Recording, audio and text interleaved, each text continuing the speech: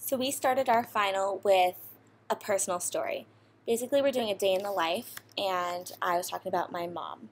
So she woke up paralyzed one morning from the belly button down with no explanation, and eventually she was diagnosed with transverse myelitis, which is a disorder caused by inflammation of the spinal cord, and it basically just caused her to be paralyzed.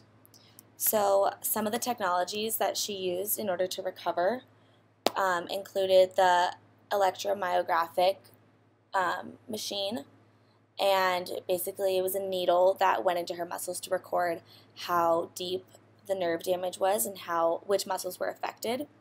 And then she had MRIs and CAT scans, and she used a pneumatic compression cuff, which went around her legs to keep her blood flowing because she was bedbound for a very long time.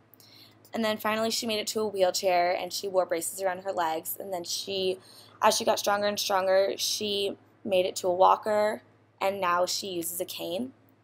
And because she doesn't have full movement in all of her muscles in her legs, and she still has a lot of nerve damage, she is still partially paralyzed.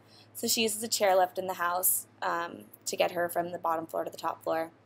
And she also started to use car hand controls so she could actually drive a car and doesn't have to use her feet.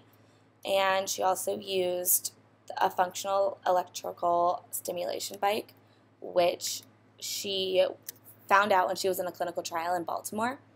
And she was a participant for about a month, and she rode this FES bike every day, and they monitored her nerves and her muscles to see if she was making any progress. And although it took a long time, she did make some progress. She started to move her big toe on her left foot, and then she started moving a couple other toes throughout her session. And since she saw even the slightest bit of progression, we bought a bike, and now she rides her bike every single day in her house. So even though the progress that she made was so small, it is such a big step for her in her disability.